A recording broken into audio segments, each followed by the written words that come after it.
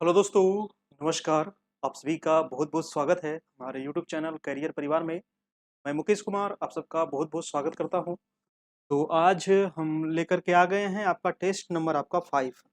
इसके पहले 4 टेस्ट आपका हो गया है। बीईओ और आपका प्रधानाध्यापक का अभी कंबाइंड टेस्ट चल रहा है। ये काफ़ी इम्पोर्टेंट सामान्य अध्ययन है जो आपका बीईओ के लिए भी सामान्य अध्ययन है, आपका प्रधानाध्यापक के लिए सक्षमता परीक्षा के लिए। ठीक है, तो चलिए हम लोग शुरू किया जाए आज की क्लास। बीपीएससी हेडमास्टर का सामान्य अध्ययन और इसमें कुछ सामान्य अध्ययन के अलावे लास्ट में वन लाइनर भी क्वेश्चन कुछ इंपॉर्टेंट दिया गया है, उसको भी आप लोग देख लीजिएगा। व्हाट्सएप नंबर है, यहाँ से आप जुड़ सकते हैं हमारे व्हाट्सएप में, जहाँ पर सारे मटेरियल आपको मिल जाएंगे। 78 57 82 43 43 10 ये हमारा नंबर है, जहाँ से आप सारे मटेरियल ले सकते हैं। ठीक है, तो चलिए जल्दी से आ जाइए आप लोग और शुरू किया जाए आज की क्लास। 9 बजे से डेली आपकी क्लास चलती है और इसमें अभी जुड़ने के लिए मात्र 399 चार्ज है, जहाँ से आप जुड़ सकते हैं, सारे मटेरियल आपको मिल जाएगा। और ओनली अभी ऑफर 399 का है। नंबर है 93415505। ठीक है, फ़ोन पे गूगल पे नंबर है, जहाँ से आप जुड़ सकते हैं। ये पे करके पेमेंट करने के बाद हमारा व्हाट्सएप नंबर जो आपका है 78 57 82 43 10, इस पर आप भेज दीजिएगा, वहाँ पे आपको मिल जाएगा। पीछे अभी ज़्यादा क्लास नहीं हुआ है, 3-4 क्लास हुआ है ना? जब तक ये नोटिफिकेशन आएगा तब तक हम लोग समान अध्ययन को कम से कम कंप्लीट कर लेंगे। ठीक है, चलिए आज का पहला सवाल देखते हैं, इसको थोड़ा सा मैं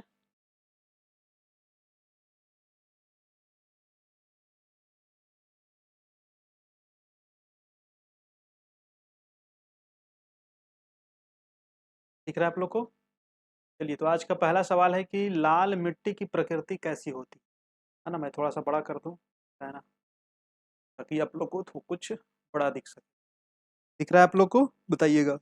लाल मिट्टी की प्रकृति जो होती है वो कैसी होती है, आप लोग बताइएगा।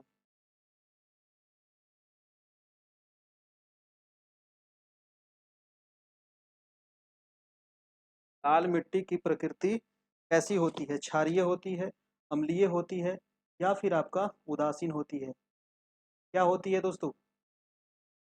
दिख रहा है, बहुत बढ़िया दिख रहा है आप लोग को। चलिए, तो इसका जवाब दीजिएगा कि लाल मिट्टी की प्रकृति जो होती है वो कैसी होती है। देखिए, मिट्टी कई प्रकार के हैं। भारत में सबसे महत्वपूर्ण मिट्टी जो है वो आपका जलोढ़ मिट्टी है। ठीक है, सबसे अधिक क्षेत्रफल पे भारत पे अगर पूछा जाए तो वो है आपकी जलोढ़ मिट्टी। पूरा उत्तर भारत क्या है, पूरा जलोढ़ मिट्टी से आपका है। जैसे कि आपका बिहार है, यूपी है ना, पूरा आपका दिल्ली हरियाणा, ये सब क्या है, पूरा उत्तरी भारत क्या है, पूरा तो जलोढ़ मिट्टी से निर्मित है। लेकिन लाल मिट्टी के बारे में कह रहा है कि इसकी प्रकृति कैसी है, ये जल्दी से आप बताइएगा, पहला का आंसर क्या होगा।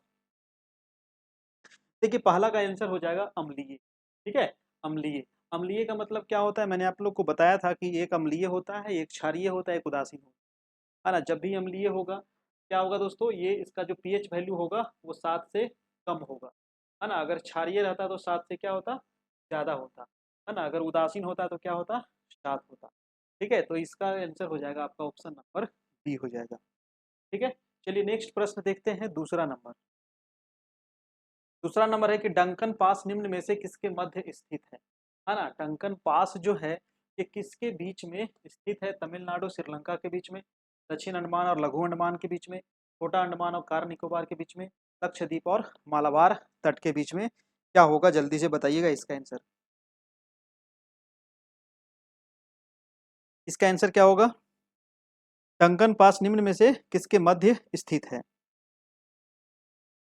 देखिए, डंकन पास जो है ये आपका हो जाएगा आंसर नंबर, तमिलनाडु श्रीलंका के बीच में तो आपका पाक जल संधि है ना। इसके बीच में क्या है, पाक जल संधि।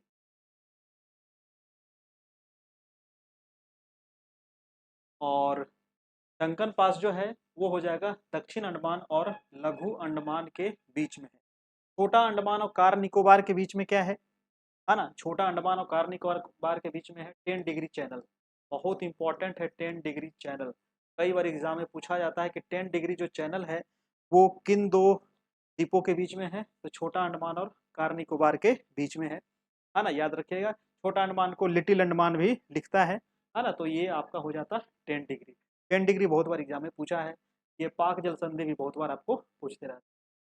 अगला प्रश्न देखिएगा कि किसने बहुउद्देशीय नदी घाटी परियोजना को आधुनिक भारत का मंदिर कहा था? किसने कहा था? है ना, किसने बहुउद्देशीय नदी घाटी परियोजना को आधुनिक भारत का मंदिर कहा था? जवाहरलाल नेहरू, राजीव गांधी, जगजीवन राम या मेघा पाटेकर? इसका आप लोग थोड़ा सा जवाब दीजिएगा।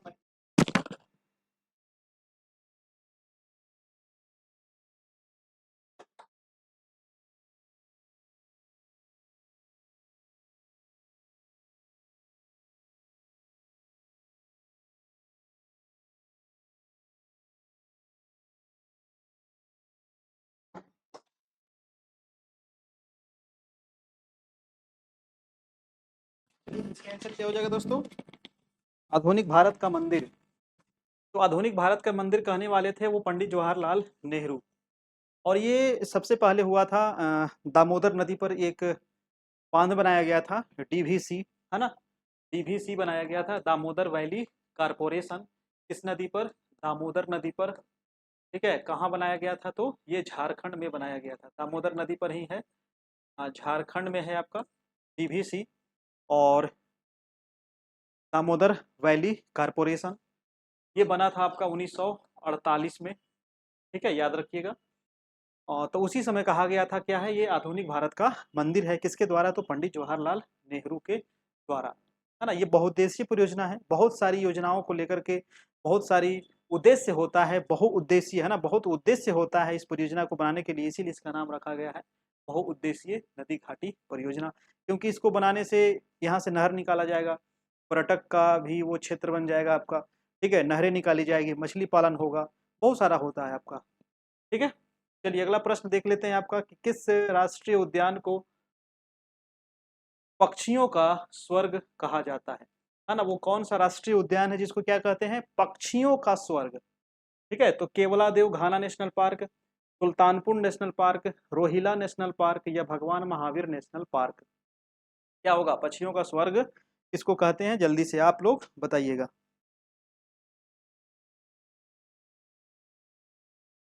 देखिए, पक्षियों का स्वर्ग जो कहा जाता है वो केवलादेव नेशनल पार्क को, केवलादेव नेशनल पार्क को कहते हैं पक्षियों का स्वर्ग, याद रखिएगा।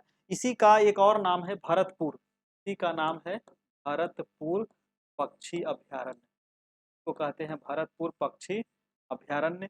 और ये कहाँ पड़ता है? तो ये राजस्थान में है आपका। ठीक है, याद रखिएगा, राजस्थान में है। और सुल्तानपुर नेशनल पार्क कहाँ है दोस्तों? तो सुल्तानपुर जो है ये हो जाएगा आपका हरियाणा में। कहाँ है? हरियाणा में है। और भगवान महावीर कहाँ है? तो ये है आपको गोवा में। भगवान महावीर कई बार एग्जाम में आया है, ये है आपका गोवा में। और रोहिला नेशनल पार्क कहाँ है? बताइए जल्दी से, रोहिला नेशनल पार्क कहाँ है? तो रोहिला नेशनल पार्क कहाँ होगा?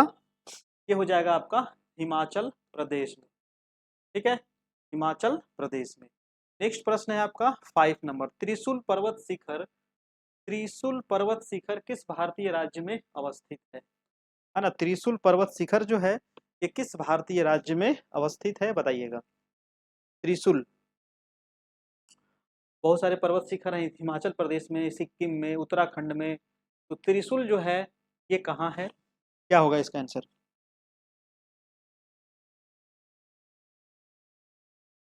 त्रिशूल जो हो जाएगा वो हो जाएगा आपका उत्तराखंड, है ना। उत्तराखंड में और भी है, एक है आपको नंदा देवी। ठीक है, एक है नंदा देवी उत्तराखंड में, और एक है आपको कामेत। ठीक है, कामेत भी कहाँ है? तो वो भी उत्तराखंड में है। तो याद रखिएगा, त्रिशूल जो पर्वत शिखर है ये है आपको उत्तराखंड में, नंदा देवी भी वही है और कामेत भी वही है। सिक्किम में एक बहुत महत्वपूर्ण पर्वत शिखर है, भारत में हिमालय की सबसे ऊंची चोटी, है ना, भारत में हिमालय की सबसे ऊंची चोटी है और उसका नाम है कंचनजंगा। ठीक है, कंचनजंगा है भारत में हिमालय की सबसे ऊंची चोटी। इसकी ऊंचाई कितनी है? तो इसकी ऊंचाई हो जाएगी आपकी 8,686 मीटर, 8,686 मीटर है ना, ध्यान रखना है। भारत में हिमालय की सबसे ऊंची चोटी। ठीक है, ये भारत की सबसे ऊंची नहीं है, भारत में हिमालय की है ना। भारत की जो सबसे ऊंची चोटी है वो है आपका K2। ठीक है, याद रखिएगा। K2 है भारत की सबसे ऊंची चोटी। हिमाचल प्रदेश में भी कुछ महत्वपूर्ण पर्वत शिखर है। कौन कौन से हैं हिमाचल प्रदेश में, बताइएगा आप जल्दी से कमेंट करके, है ना। चलिए मैं अगला प्रश्न चलता हूँ कि माही सुगंधा निम्न में से किस फसल की प्रजाति है, बताइएगा दोस्तों। माही सुगंधा ये किस फसल की प्रजाति है। माही सुगंधा जौ की है, सरसों की है, धान की है या फिर गेहूं की है। 6 का आंसर क्या होगा।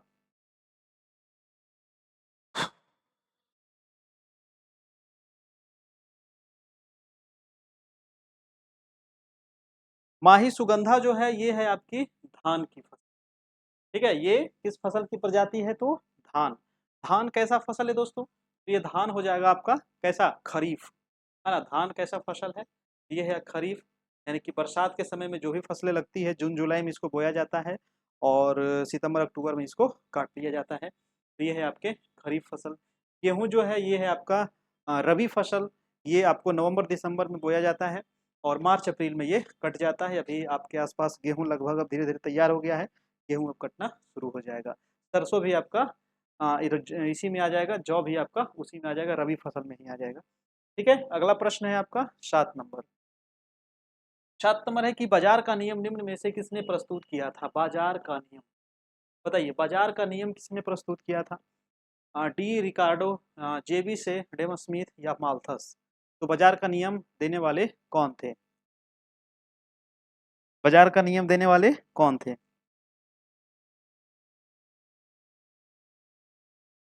बाजार का नियम देने वाले थे वो आपके जेबी से, है ना। जेबी से महोदय देने वाले थे बाजार का नियम।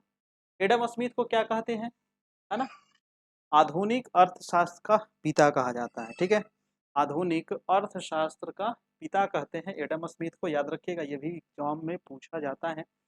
नेक्स्ट प्रश्न है आपका 8 नंबर के, किस पंचवर्षीय योजना में भारतीय भारी उद्योग को प्राथमिकता दी गई। देखिए भारी उद्योग को प्राथमिकता किस योजना में दी गई थी, है ना। प्रथम पंचवर्षीय योजना जो 51 से 56 तक आपका चला था, उसमें 51 से 56 तक जो चला था प्रथम पंचवर्षीय योजना, उसमें चला दिया गया था कृषि पर जोर, है ना।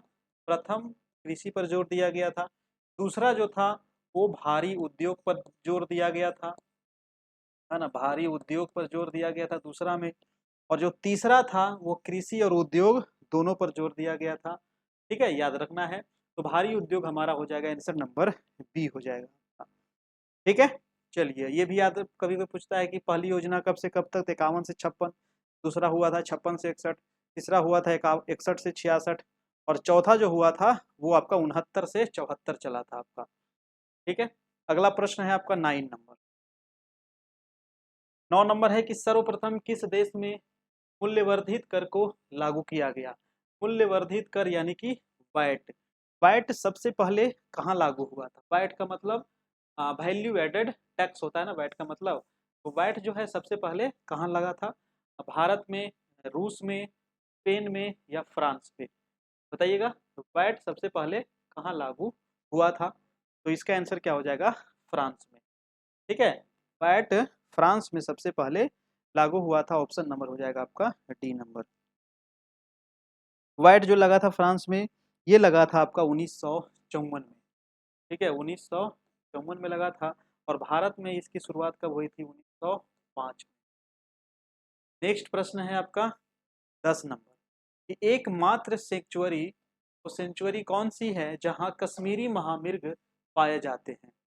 देखिए क्वेश्चन में ही आंसर है ना। वो कौन सा आपका सेंचुरी है जहां पर कश्मीरी महामृग है, नाम ही दे दिया है कश्मीरी, तो ये कहाँ रहेगा, कश्मीर में रहेगा।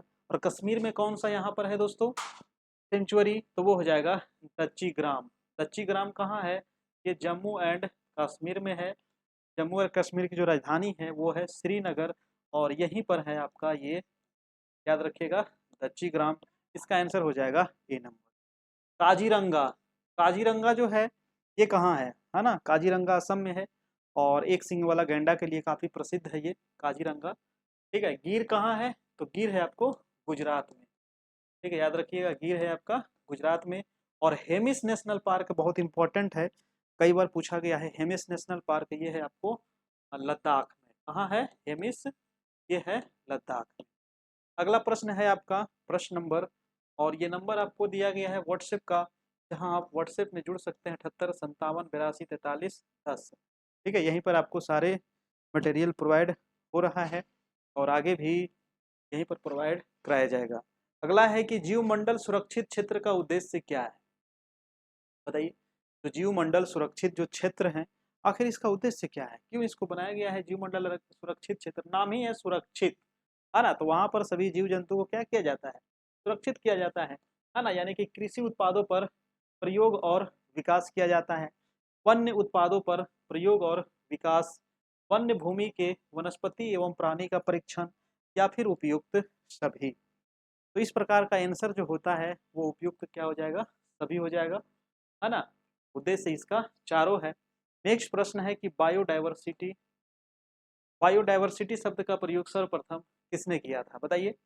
बायोडाइवर्सिटी शब्द का प्रयोग सबसे पहले किसने किया था। तो ऑप्शन है जी सोरेन, जोसेफ फॉरियर, या टांसले, या जे बैरो। ठीक है, वीडियो को लाइक सब लोग कर दीजिएगा थोड़ा सा। बताइए इसका आंसर क्या होगा, बायोडाइवर्सिटी। तो बायोडाइवर्सिटी का शब्द का प्रयोग किया था जी सोरेन के द्वारा। आंसर नंबर ये हो जाएगा आपका। ठीक है, 9 बजे से आपकी डेली टेस्ट चल रही है अभी सामान्य अध्ययन। ठीक है, 9 बजे से डेली सामान्य अध्ययन की टेस्ट चल रही है, डेली 50 प्रश्न, है ना। अगला प्रश्न है आपका 13 नंबर के, निम्न में से कौन सा बल सदैव आकर्षित होती है ना। वो कौन सा बल है जो सदैव आकर्षित होती है। ऑप्शन है चुंबकीय बल, पेशीय बल, विद्युत बल, या गुरुत्वाकर्षण बल। क्या होगा दोस्तों, है ना, दिख रहा है ना आप लोग को। ठीक है, चलिए इसका आंसर क्या होगा। तो सदैव आकर्षित करती है, तो आकर्षण करने वाला है गुरुत्वाकर्षण बल। ऑप्शन नंबर डी बिल्कुल सही हो जाएगा। ठीक है, ऑप्शन नंबर डी हो जाएगा। अगला प्रश्न है आपका 14 नंबर की, निम्नलिखित में से कौन एक विद्युत चुंबकीय तरंग है, नहीं है ना। विद्युत चुंबकीय तरंग क्या कह रहा है, नहीं है। कौन सा एक विद्युत चुंबकीय तरंग नहीं है, ध्वनि तरंग, प्रकाश तरंग, रेडियो तरंग, या माइक्रोवेव, क्या होगा, बताइएगा इसका आंसर।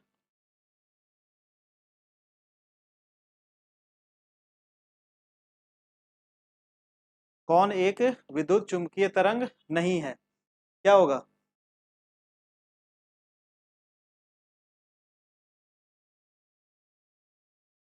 तो इसका आंसर क्या हो जाएगा आपका, ध्वनि तरंग, है ना। ध्वनि तरंग आपका इसका आंसर हो जाएगा, ऑप्शन नंबर ए हो जाएगा। ठीक है, आवाज सही आ रहा है ना, कोई दिक्कत नहीं ना है।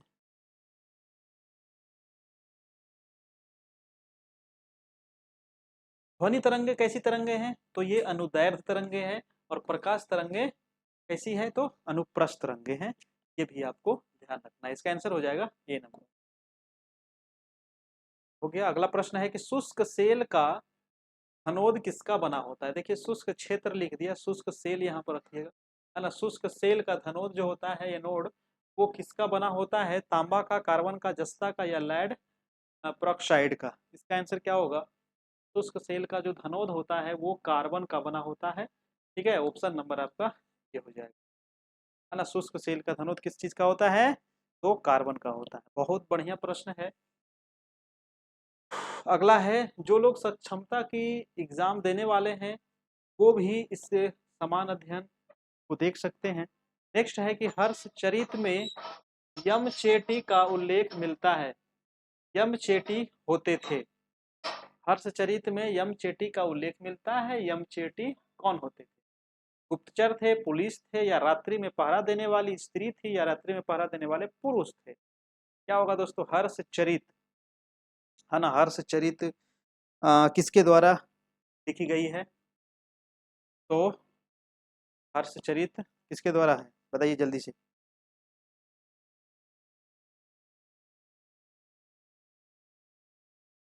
तो इसका आंसर हो जाएगा, यमचेटी का उल्लेख मिलता है, यमचेटी होते थे, रात्रि में पहरा देने वाली स्त्री। Option number C. नेक्स्ट प्रश्न है कि चिदम्बरा का चोल मंदिर किस धार्मिक समूह से संबंधित है, बताइए। चिदम्बरा का चोल मंदिर किस धार्मिक समूह से संबंधित है, वैदिक से, अलवार से, नयनार से, या जैन से, है ना। ऑप्शन है आपको 17 का आंसर क्या होगा। चिदम्बरा का चोल मंदिर, ये कहाँ पर ही है चिदम्बरा का चोल मंदिर? तो ये है आपका तमिलनाडु। ठीक है, तमिलनाडु में पड़ता है। इसका आंसर क्या होगा बताइएगा। इसका जो आंसर होगा वो था नयनार, है ना। नयनार धार्मिक समूह से ये संबंधित था। नेक्स्ट प्रश्न है कि किसी विलियन में विलियन की कुल मात्रा तथा उससे मिश्रित विलेय की कुल मात्रा का अनुपात क्या कहलाता है ना। किसी विलियन में विलियन की कुल मात्रा तथा उससे मिश्रित विलेय की कुल मात्रा का अनुपात क्या कहलाता है? विलियन की सांद्रता, विलियन की श्यानता, विलियन की शुद्धता या विलियन का क्वथनांक। दिख रहा है आप लोग को? मैं थोड़ा साइड हो जाऊं, बताइए इसका आंसर क्या होगा। इसका आंसर हो जाएगा आपका आंसर नंबर विलियन की सांद्रता, ए नंबर। ठीक है, रिवीजन करते चलिए, है ना। ये क्लास इसलिए शुरू किया गया ताकि अभी से ही आप रिवीजन करते चलिए। रिवीजन करते करते करते करते डेली धीरे धीरे, है ना, सारा क्वेश्चन रिवीजन हो जाएगा, आपको याद हो जाएगा, फिर आपको कहीं भी दिक्कत होने वाली नहीं है। अगला प्रश्न है कि निलंबन कणों का आकार कितना होता है? बताइए, निलंबन कणों का आकार कितना होता है? देख लीजिए, ऑप्शन आपको दिया गया है। 19 का आंसर क्या होगा?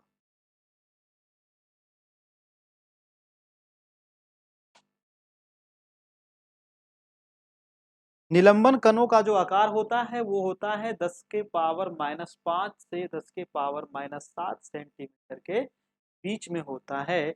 ऑप्शन नंबर आपका बी हो जाएगा। नेक्स्ट है कि अम्ल क्रियाशील धातुओं के साथ अभिक्रिया करके अभिक्रिया करके निम्नलिखित में से कौन सा गैस उत्पन्न करता है? अम्ल जो है क्रियाशील धातुओं के साथ अभिक्रिया करके कौन सा गैस उत्पन्न करता है? हाइड्रोजन, कार्बन डाइऑक्साइड, क्लोरीन या फिर सल्फर। क्या होगा, है ना, इसका आंसर क्या होगा जल्दी से बताना है।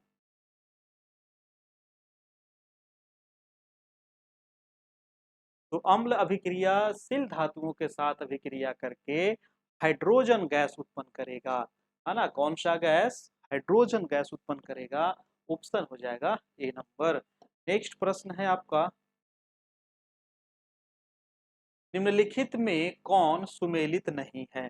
वीडियो को आप लोग थोड़ा लाइक भी कर दीजिएगा। ठीक है, अगला प्रश्न है 21 नंबर, निम्नलिखित में कौन सुमेलित नहीं है?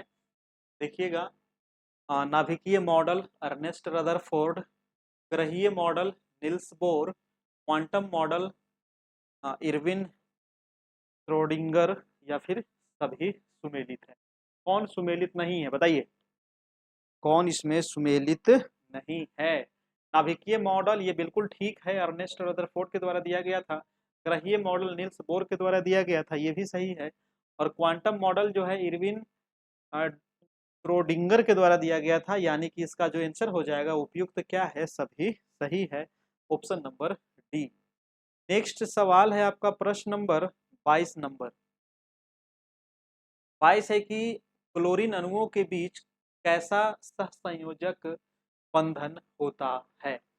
क्लोरीन अणुओं के साथ के बीच कैसा सहयोग बंधन होता है? एकल होता है, द्विक होता है, त्रिक होता है या कोई नहीं होता है? क्या होगा 22 का? तो क्लोरीन अणुओं के बीच कैसा सहसंयोजन बंधन होता है? तो इसके बीच आंसर हो जाएगा एकल सहसंयोजन बंधन होता है। ऑप्शन नंबर सी, क्लोरीन जल।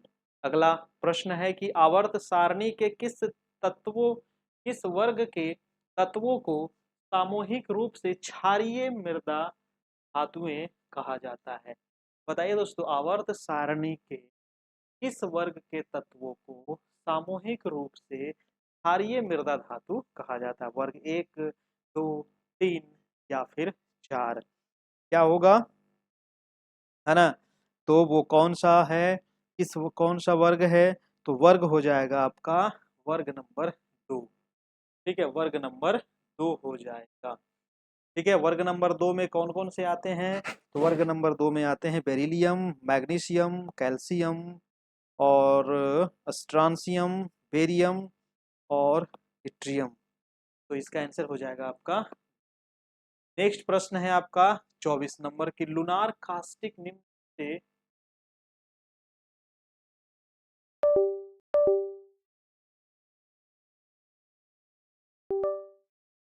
लुनार कास्टिक, लुनार कास्टिक निम्न में से किसे कहा जाता है, बताइएगा। लुनार कास्टिक किसको कहते हैं? मर्क्यूरिक क्लोराइड को, मर्क्यूरिक सल्फाइड को, फेरस सल्फेट को, या सिल्वर नाइट्रेट को? लुनार कास्टिक किसको कहा जाता है, क्या होगा?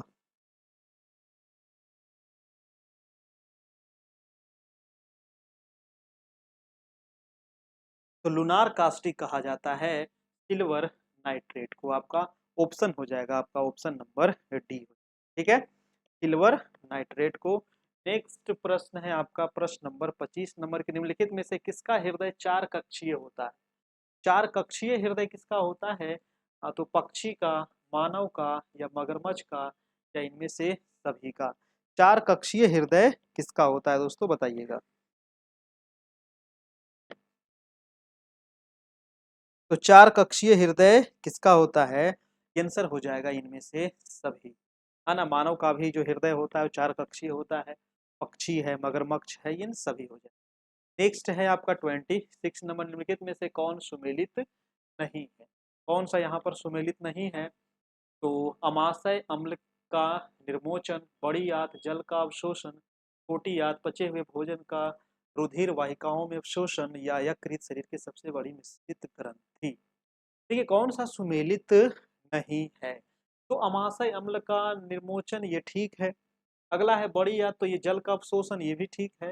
नेक्स्ट है छोटी आंत, तो पचे हुए भोजन का रुधिर वाहिकाओं में अवशोषण, ये भी ठीक है। यकृत कह रहा है कि सब शरीर की सबसे बड़ी मिश्रित ग्रंथि, ये मिश्रित नहीं होगा, ये शरीर की सबसे बड़ी ग्रंथि है ना। इसका आंसर हो जाएगा आपका आंसर नंबर डी हो जाएगा। ठीक है, आंसर नंबर क्या हो जाएगा? कोई दिक्कत नहीं, इसका आंसर हो जाएगा डी। अगला प्रश्न है आपका 27 नंबर की, मानव शरीर के परिसंचरण तंत्र के किस भाग में ऑक्सीजन रहित रक्त का प्रवाह होता है ना। तो मानव शरीर के परिसंचरण तंत्र के किस भाग में? 27 का आपका आंसर क्या होगा, है ना। 27 का आंसर क्या होगा? तो आंसर हो जाएगा आपका महाशिरा।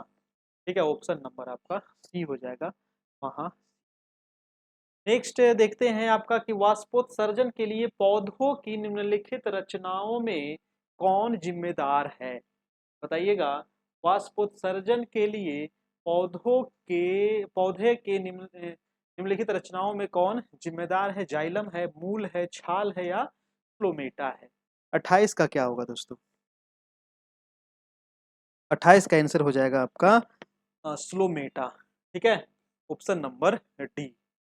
नेक्स्ट प्रश्न है 29 के, निम्नलिखित में से कौन सा जो जीव है वो परागणकारी है ना। कौन सा जीव है परागणकारी है? चमड़ा है, पक्षी सॉरी चमड़ा नहीं, चमगादड़ है, पक्षी है, या मधुमक्खी है? तो परागणकारी जीव कौन से हैं, क्या होगा? तो इसका भी आंसर हो जाएगा आपका इनमें से सभी हो जाएगा। मधुमक्खी, चमगादड़, पक्षी, आपका कीट पतंग, वो सब भी इसमें आ जाएगा आपका। नेक्स्ट प्रश्न है कि खानवा का युद्ध बाबर और किसके बीच में लड़ा गया था? बहुत बढ़िया प्रश्न है, खानवा का युद्ध है ना। कब हुआ था खानवा का युद्ध? खानवा का युद्ध कब हुआ था? मैंने कई बार आप लोग को बता चुका हूँ, खानवा का युद्ध कमेंट करके आपको बताना है। तो ये बाबर और राणा सांगा के बीच हुआ था। ठीक है, बाबर और राणा सांगा के बीच में ये लड़ा गया था आपका। नेक्स्ट प्रश्न है आपका 31 नंबर कि दक्षिण भारत में वैष्णव संतों द्वारा स्थापित दैतवाद के किस संत से संबंधित है ना। दक्षिण भारत में वैष्णव संतों द्वारा स्थापित द्वैतवाद किस संत से संबंधित है? रामानुजाचार्य, माधवाचार्य, विष्णु स्वामी, या निम्बकाचार्य? तो 31 का आंसर क्या होगा? 31 का आंसर क्या होगा, जल्दी से बताना है।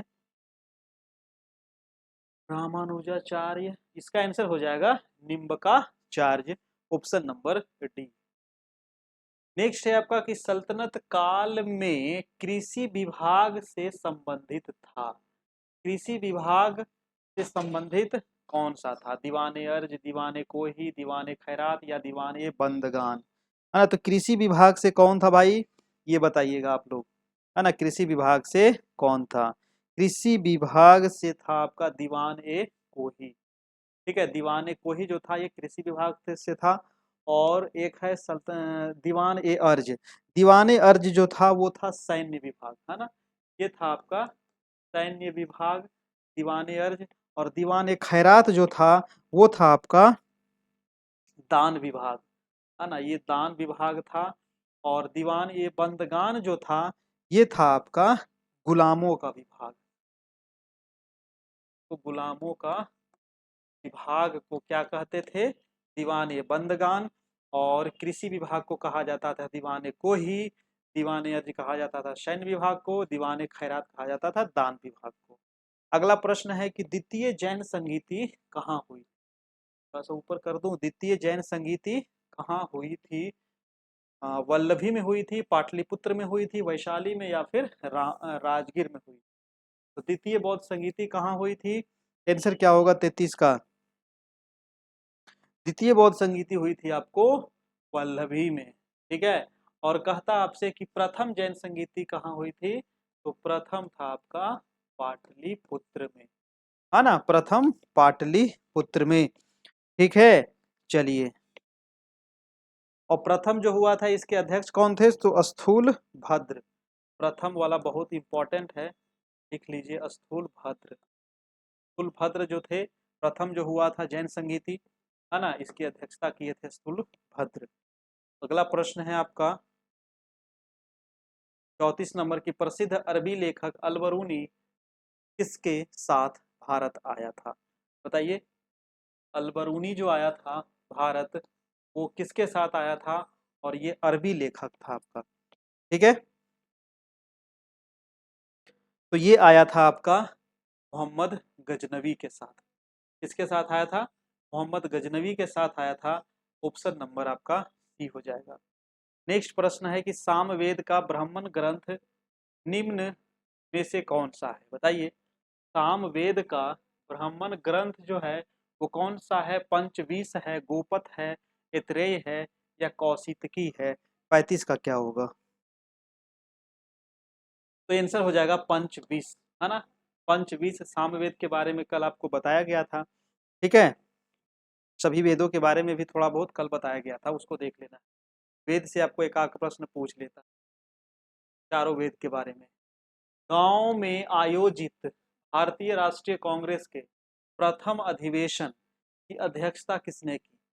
देखिए, क्वेश्चन थोड़ा सा है थी घुमा दिया है कि भारतीय राष्ट्रीय कांग्रेस का प्रथम अधिवेशन, बहुत सारे लोग यहाँ पर गड़बड़ कर देंगे कि प्रथम अधिवेशन तो हुआ था बॉम्बे में, लेकिन वो नहीं पूछ रहा है, पूछ रहा है गांव में आयोजित, है ना।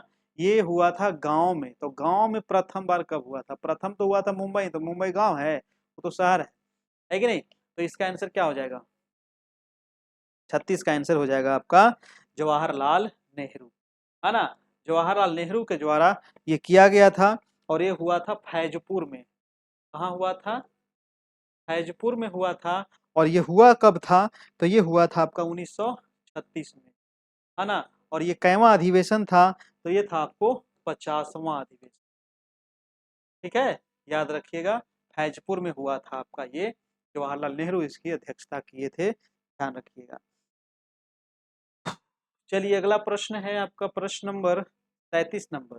भारत का पहला समाचार पत्र कौन सा था? भारत का पहला समाचार पत्र जिसको जेम्स ए हिक्की के द्वारा ये संपादित किया गया था, है ना, वो था आपका बंगाल गजट, सबको पता होगा। नेक्स्ट है आपका 38 नंबर की, भारत में नागरिक सेवा का जनक किसे माना जाता है?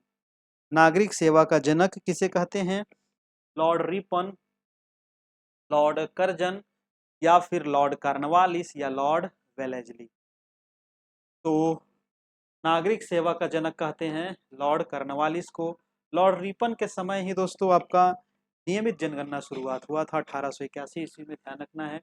लॉर्ड कर्जन के समय ही बंगाल का विभाजन हुआ था, याद रखिएगा। ठीक है, अगला प्रश्न है आपका 39 नंबर की। सूची 1 को सूची दे से मिलान करना है। सूची 1 है आपका संस्था और सूची 2 है आपका संस्थापक। इसका आंसर क्या होगा? विश्व भारती के संस्थापक कौन थे? अभिनव भारत, वेद समाज या देव समाज? क्या होगा? क्या होगा इसका आंसर?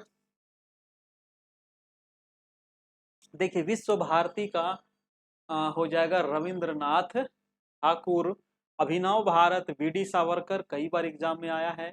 वेद समाज हो जाएगा आपका केशव चंद्र सेन और देव समाज हो जाएगा आपका पंडित शिव नारायण अग्निहोत्री। ठीक है, तो इसको मिला लेना है, ध्यान रखना है। मिलाने वाला क्वेश्चन अपना 1 2 4 5 आपको जरूर एग्जाम में पूछे, क्योंकि इससे एक क्वेश्चन में 4 5 क्वेश्चन आपसे पूछ लिया जाता है।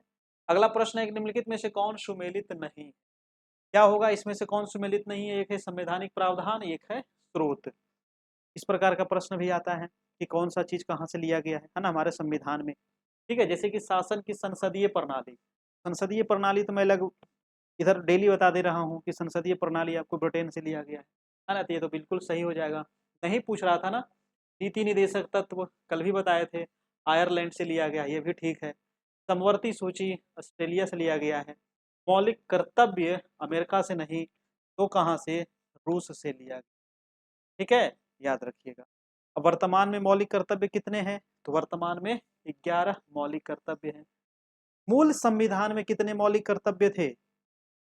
मूल संविधान में कितने मौलिक कर्तव्य थे? जल्दी से कमेंट करके बताइए, है ना, हमारे मूल संविधान में कितने मौलिक कर्तव्य थे?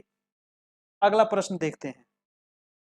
धन विधेयक के संबंध में आ, विशेष प्रक्रिया संविधान के किस अनुच्छेद में वर्णित है?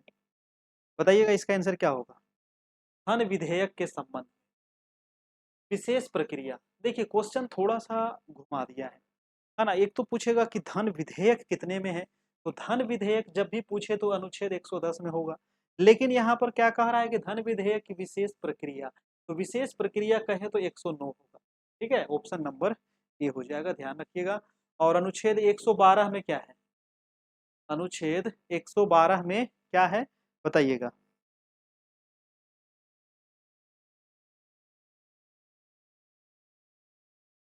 अनुच्छेद 112 में है वार्षिक वित्तीय विवरण, और अनुच्छेद 280 में है वित्त वित्त आयोग। दोस्तों, अनुच्छेद 280 में क्या है? वित्त आयोग। वित्त विधेयक नहीं, वित्त आयोग। कई बार पूछा गया है, इंपॉर्टेंट है अनुच्छेद 280 वाला। ठीक है, तो ये चीज आप याद रखना है। अगला प्रश्न है आपका कि संविधान के प्रथम अनुच्छेद के अनुसार भारत है। तो प्रथम अनुच्छेद है ना, पहला अनुच्छेद क्या कहता है? अनुच्छेद 1 क्या कहता है कि भारत राज्यों का संघ है, भारत राज्य का समूह नहीं है, राज्यों का फेडरेशन, राज्यों का कन्फेडरेशन। आंसर हो जाएगा आपका ए नंबर, भारत राज्यों का संघ है। अनुच्छेद 1 यही कहता है। ठीक है, भारत राज्यों का संघ है, उसके अलावा कुछ भी लिखा रहे तो क्या हो जाएगा? गड़बड़ हो जाएगा। नेक्स्ट है आपका अगला प्रश्न, क्या कर दें, दिख रहा है?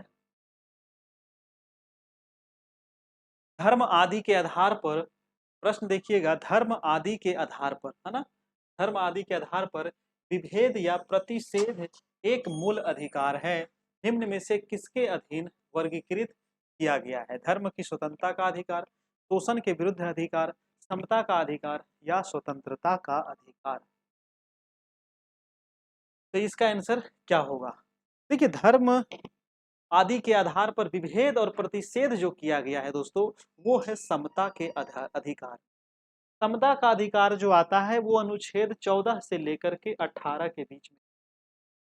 ठीक है, समता का अधिकार, और इसी में ये बातें कही गई है। अनुच्छेद कितना में? तो अनुच्छेद 15 में। ठीक है, धर्म की स्वतंत्रता का अधिकार जो है ये अनुच्छेद 25 से लेकर 28 तक है, याद रखिएगा।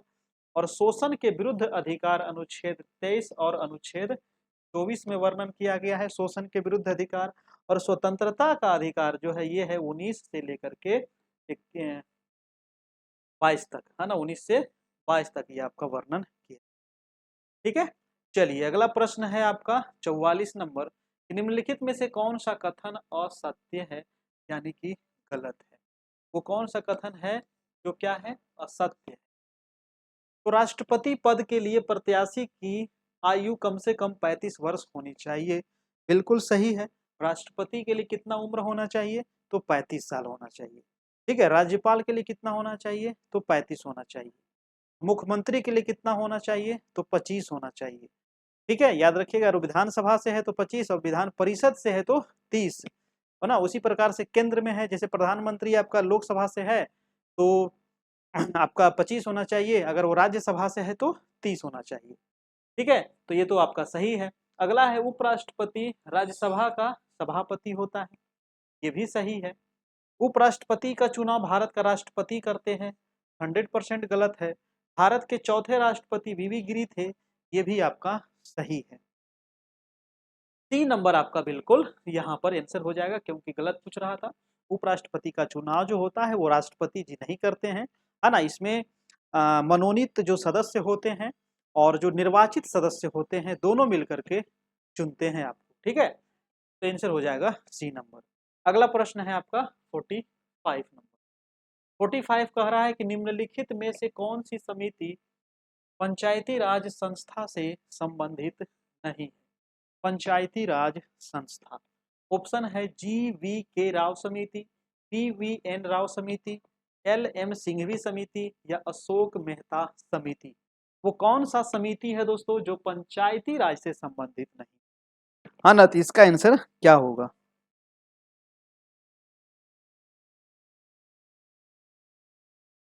आंसर हो जाएगा बी नंबर, PVN राव समिति। PVN राव समिति जो है ये किससे संबंधित है ना। PVN राव समिति जो है ये किससे संबंधित है? तो ये हो जाएगा वित्तीय प्रणाली की जांच, है ना। ये है वित्तीय प्रणाली की जांच से संबंधित है। बाकी जितने भी समिति है ये पंचायती राज से संबंधित है। अगला है आपका 46 नंबर। 46 नंबर प्रश्न है। मेरा बेटा जो है दरवाजा पीटते रहता है, डिस्टर्ब करते रहता है। अगला प्रश्न है कि निम्नलिखित में से किस संविधान संशोधन द्वारा दिल्ली को राष्ट्रीय राजधानी का दर्जा दिया गया? देखिए, दिल्ली को राष्ट्रीय राजधानी का दर्जा कब दिया गया? क्या होगा? दिल्ली को राष्ट्रीय राजधानी का दर्जा कब दिया गया? 61वें संविधान संशोधन, 69वें संविधान संशोधन, 93वां संविधान संशोधन या 52वां संविधान संशोधन? क्या होगा? 46 का आंसर क्या होगा दोस्तों?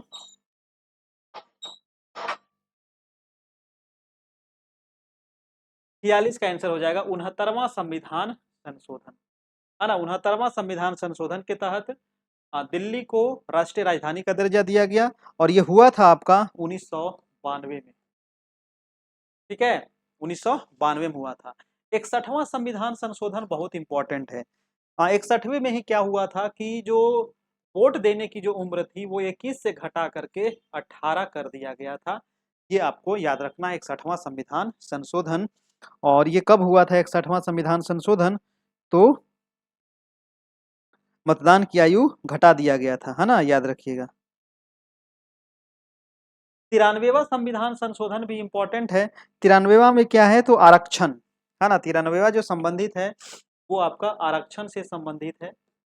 ओबीसी का जो आरक्षण है वो इसी के तहत बात हुई थी, 27% से आरक्षण।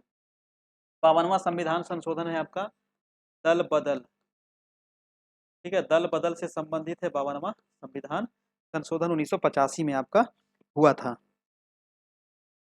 नेक्स्ट है आपका बोहरा समिति का संबंध निम्न में से किससे? देखिए, अभी आपसे एक सवाल पूछे थे, क्या पूछे थे सवाल?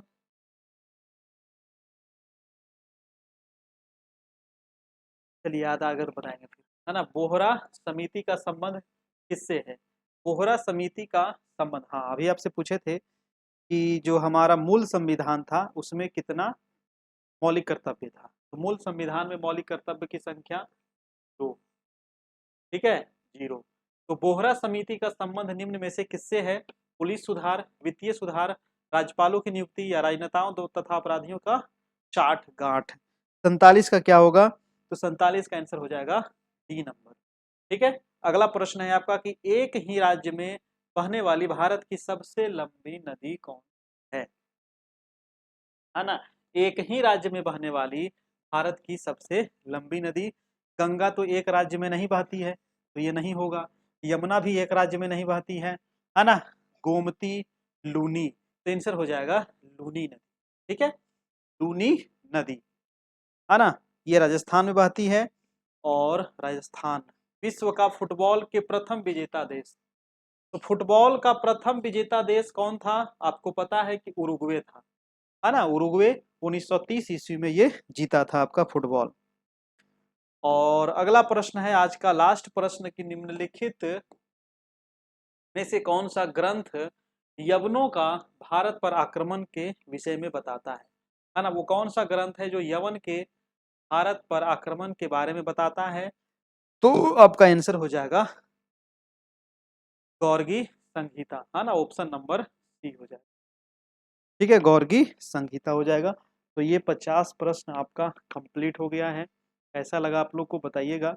इसके अलावा कुछ इंपॉर्टेंट यहाँ पर वन लाइनर भी दिया है, वो आप देख लीजिएगा यहाँ से। ठीक है, ये भी काफ़ी इंपॉर्टेंट है, इसको आपको मिल जाएगा पीडीएफ, आप देख लीजिएगा, पढ़ लीजिएगा, है ना। यहाँ से बहुत सारा सवाल आपको एग्जाम में देखने को मिलेगा।